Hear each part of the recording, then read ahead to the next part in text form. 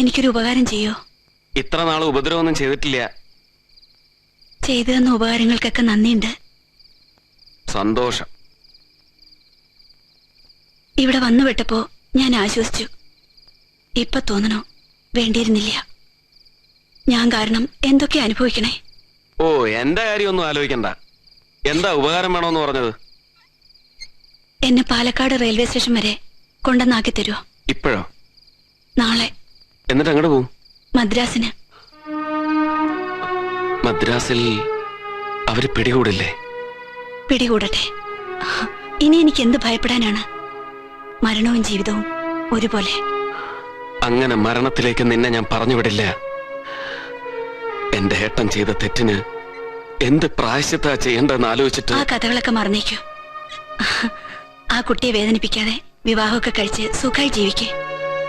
എന്നെ മനസ്സിലാക്കിയാൽ ഇടയ്ക്കൊരാകുന്ന ബന്ധുവിനെ പോലെ വരാമല്ലോ എനിക്ക്. മദ്രാസിന് ഞാനും വരാം. ആ സ്വർണം എന്റെ കയ്യിലുണ്ട്. അത് തിരിച്ചു കൊടുത്ത് മാപ്പ് പറയാം. പിന്നെ ആ തൊഴിൽ വേണ്ട. അപ്പൊ എനിക്ക് തന്ന പണം? അത് സാരമില്ല. പ്രായശ്ചിത്തം അല്ലേ?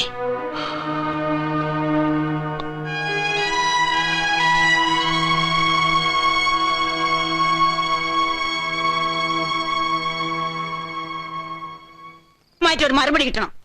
ആരാണ് ആ സ്ത്രീ? അവനുമായിട്ട് എന്താ ബന്ധം? ഞങ്ങള് പറഞ്ഞല്ലോ, ഒരു അപകടത്തിൽപ്പെട്ട് വന്നതാ, വേറൊരു ബന്ധവുമില്ല. അപകടത്തിൽപ്പെട്ടാൽ നെല്ലിയാമ്പതിയിലെത്തും. എത്തിയാലൊന്നെ കൂടെ താമസിപ്പിക്കും. എനിക്കിതൊന്നും മനസ്സിലാവണില്ല. രഘുവിനെ അമ്മായിക്ക് അറിഞ്ഞൂടെ? അവൻ അങ്ങനത്തെ ഒരു നീ സംസാരിക്കണ്ട. നീ വന്ന പെണ്ണ. അവന് രക്ഷിതാക്കളുണ്ട്. അവര് പറയണ ഉത്തരം. അമ്മായി, ആ സ്ത്രീയുമായിട്ട് അവന് ഇമ്മോറലായിട്ട് ഒരു ബന്ധമില്ല. മോറലായിട്ടുണ്ടെന്നർത്ഥം. ഇതിന്റെ ഒരു സത്യസ്ഥിതി അറിയണവരെ നമുക്ക് ഈ കല്യാണം നീട്ടിവെക്കാം. അതെങ്ങനെയാ? ഇൻവിറ്റേഷൻസ് പകുതി അയച്ചു കഴിഞ്ഞു. നീട്ടാനൊന്നും പറ്റില്ല. നിശ്ചയിച്ച ദിവസം തന്നെ നടക്കണം. നടത്തിക്കോളൂ. പക്ഷെ എന്റെ മോള് ലേഖയാവില്ല പെണ്ണ്. വിശാലാക്ഷി എന്തായി പറയണേ? എനിക്ക് ഒന്നേ ഉള്ളൂ, അവളുടെ ഭാവി എനിക്ക് നോക്കണം. അതിലൊരു പരീക്ഷണത്തിന് ഞാൻ തയ്യാറല്ല. ലേഖ അതിന് സമ്മതിച്ചോ? എന്താ സമ്മതിക്കില്ലെന്ന് നിന്നോട് അവൾ പറഞ്ഞോ? അവൾ എന്റെ മകളാ. തന്തയില്ലാണ്ട് ഞാൻ വളർത്തിയതാ. അവള് ഞാൻ പറയുന്നത് കേൾക്കണം, കേൾക്കും. അമ്മായി, ഇത് മാറ്റിവെക്കരുത്. നിങ്ങൾ കാലു പിടിക്കാം. അതുകൊണ്ട് കാര്യമില്ലല്ലോ ഹരി. ഞാൻ വാക്ക് മാറുമൊന്നുമല്ല. പക്ഷെ തൽക്കാലം ഇത് നടക്കില്ല. എനിക്ക് വേറൊന്നും പറയാനില്ല. വിശാലാക്ഷി, തന്നോട് വണ്ടിയിലിരിക്കാനല്ലേ പറഞ്ഞത്?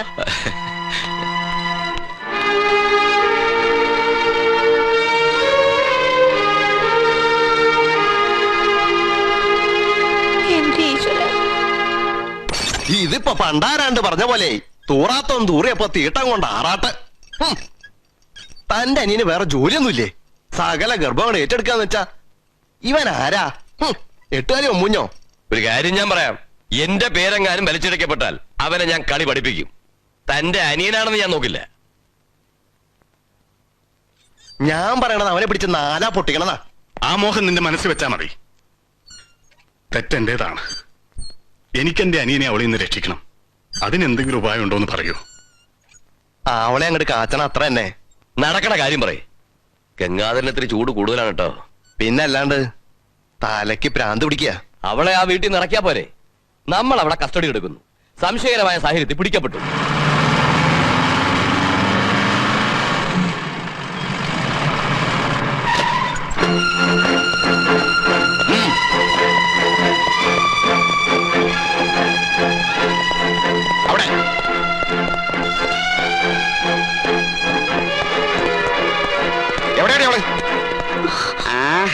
എന്താണ് നിന്റെ പേര്? സീത.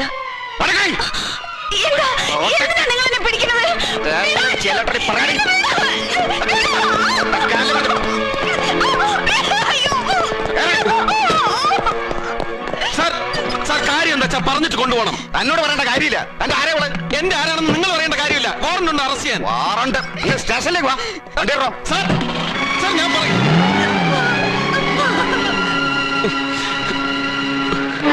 ട്രാഫിക് ചാർജ് ചെയ്താൽ മതി.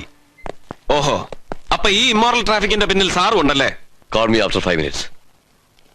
പറഞ്ഞിട്ട് കേട്ടില്ല സാർ. തന്റെ സ്വാതന്ത്ര്യം കുറെ ഏറുന്നുണ്ട്. തന്നോട് ആര് പറഞ്ഞു അനുവാദം കൂടെ അകത്ത് കിടക്കാൻ? Sorry sir, I am extremely sorry. സീതയെ അറസ്റ്റ് ചെയ്യിച്ചു അല്ലേ? സീതയോ? ഏത് സീത? രാമായണത്തിലെ സീത. ഓ, സീതയെ അന്വേഷിച്ചിറങ്ങിയ ശ്രീരാമനാണോ? സീതയെ മാത്രമല്ല, രാവണനെയും. സാറേ, പരിഹസിക്കരുത്. എന്ത് തെറ്റ് ചെയ്തിട്ടാണ് നിങ്ങളുടെ പോലീസ് അവളെ അറസ്റ്റ് ചെയ്തതെന്ന് എനിക്കറിയണം. അത് ഞങ്ങൾ കോടതി പറഞ്ഞോളാം. നാട്ടുകാരുടെ കാര്യം അന്വേഷിക്കാൻ നിൽക്കാതെ വീട്ടിൽ ചെന്ന് അമ്മയെ ആശ്വസിപ്പിക്കുക. ഞാൻ ആരുടെ കാര്യം അന്വേഷിക്കണമെന്ന് സാർ തീരുമാനിക്കണ്ട. അത് ഞാൻ നോക്കിക്കോളാം. താങ്ക്സ്.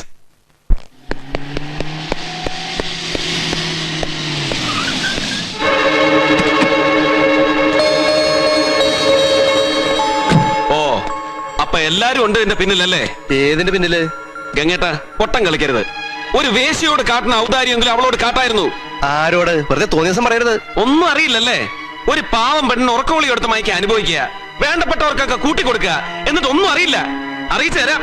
ഡാ, നിന്റെ ഏട്ടന്റെ അടുത്ത് പറഞ്ഞ പോലെ തെമ്മാടത്തിന് എന്റെ അടുത്ത് പറഞ്ഞാണ്ടല്ലോ, അടിച്ച് പല്ല് ഞാൻ താഴെ ഇടും. എന്നാ അടിക്കടാ. ചുണയുള്ള തന്തയ്ക്ക് പറഞ്ഞവനാണെങ്കിൽ അടിക്കേ.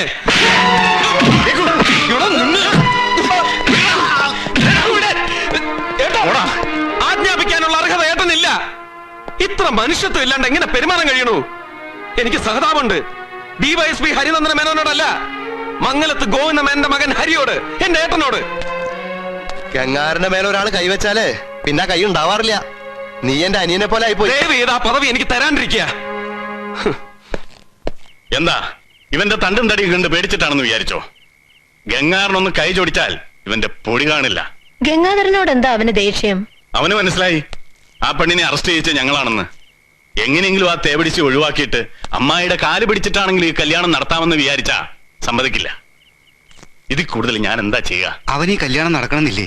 അങ്ങനെ ആയിരിക്കും. ഒരിക്കലും അങ്ങനെ ആയിരിക്കില്ല. ലേഖ അവന് പിരിയാൻ പറ്റില്ല.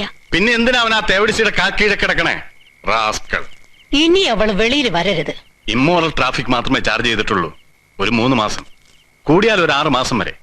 നാളെ കോടതിയിൽ ഹാജരാക്കി 15 ദിവസത്തെ റിമാൻഡിൽ വെക്കും. ആ സമയം മതി നമുക്ക്.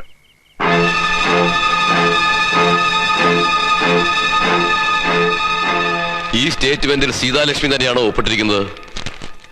അതെ. പോലീസ് ഉപദ്രവിച്ചോ? ഇല്ല. ജാമ്യക്കാരുണ്ടോ? ഇല്ല.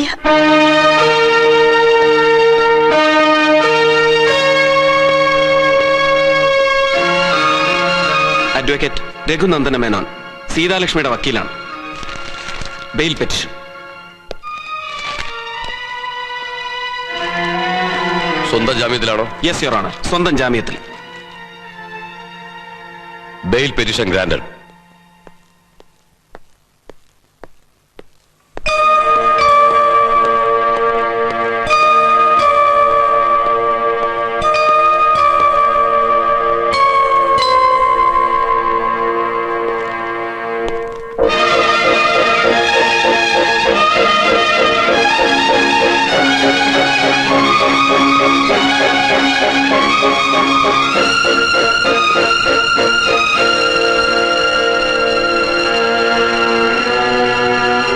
അയ്യോ, ഒമേഗ ട്രാവൽസ്. വരട്ടെ, കണക്കുകളൊന്നും ബാക്കി വെക്കണ്ട. കേറ്.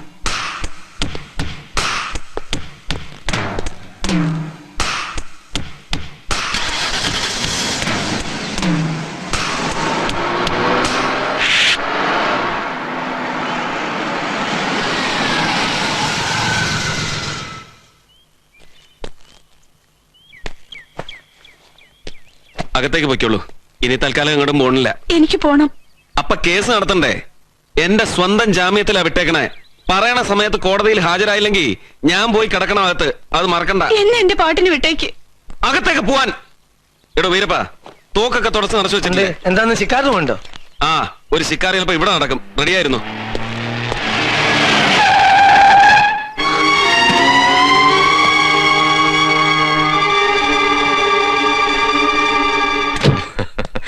സീതാലക്ഷ്മി ഞങ്ങളെ കുറേട്ട് ഓടിച്ചു.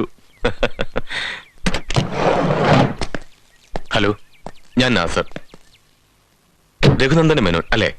ആ, സീതയെ ഞങ്ങൾ കൊണ്ടുപോകുന്നു. സീത, വണ്ടി കയറ്. ഞാൻ വരില്ല.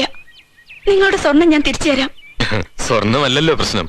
ലക്ഷക്കണക്കിന് രൂപയുടെ സ്വർണം ഒരു മടിയില്ലാതെ കടലിൽ മുക്കിക്കളന്ന് ഞങ്ങള് 4 സ്വർണ്ണ ബിസ്ക്കറ്റിന് വേണ്ടി ഇത്ര കാശും സമയം ചെലവാക്കുന്ന കരുതിയ ചതി. ഞങ്ങൾക്ക് ജീവനേക്കാൾ വലുത് വിശ്വാസമാണ്. ചതിക്കുന്നവർക്ക് മാപ്പില്ല. അത് ഒരു പൈസയുടേതായിരിക്കും, വിടില്ല. പ്രത്യേകിച്ച് ഞങ്ങളുടെ രഹസ്യങ്ങൾ അറിയാവുന്ന ഒരാളെ. ഞാൻ ഒരിക്കലും നിങ്ങളുടെ രഹസ്യങ്ങൾ പുറത്തു പറയില്ല. നിവർത്തിയോടുകൊണ്ട് ചെയ്തു പോയതാ. നാസർക്ക് എന്നെ അറിയില്ലേ? ഇതൊന്നും എന്നോട് പറഞ്ഞിട്ട് ഫലമില്ല. ഞാനും സീതയെ പോലെ ഒരാൾ. ബോസിനെ കണ്ട് പറയൂ, ബോസ് തീരുമാനിക്കട്ടെ.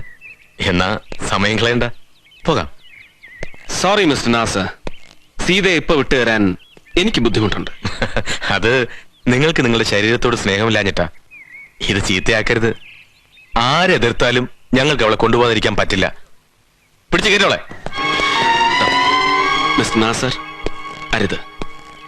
കുഴൽപ്പണവും കള്ളക്കടത്തും ഒന്നും ചെയ്യണ കൈയല്ലത്. തൂമ്പയെടുത്ത് നന്നായി കിളക്കണ കയ്യ. ഒരു കിള കിളച്ച പ്രശ്ന.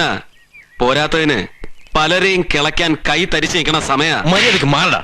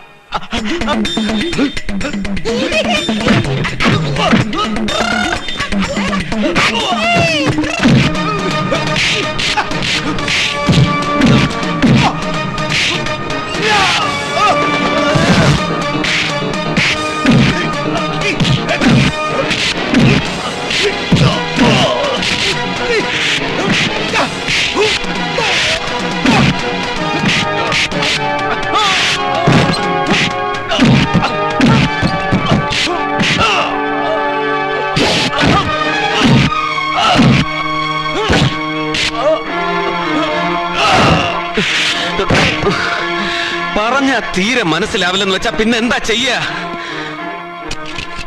നിങ്ങളുടെ സ്വർണം. പിന്നെ ബോസിനോട് ക്ഷമയും മാപ്പും പറഞ്ഞൊരു കത്ത് അയക്കാമെന്ന് പറ, ബൈ മെയിൽ. പക്ഷെ കളി അങ്ങ് തമിഴ്നാട്ടിൽ വെച്ചാ മതി, ഇവിടെ വേണ്ട. പോടാ.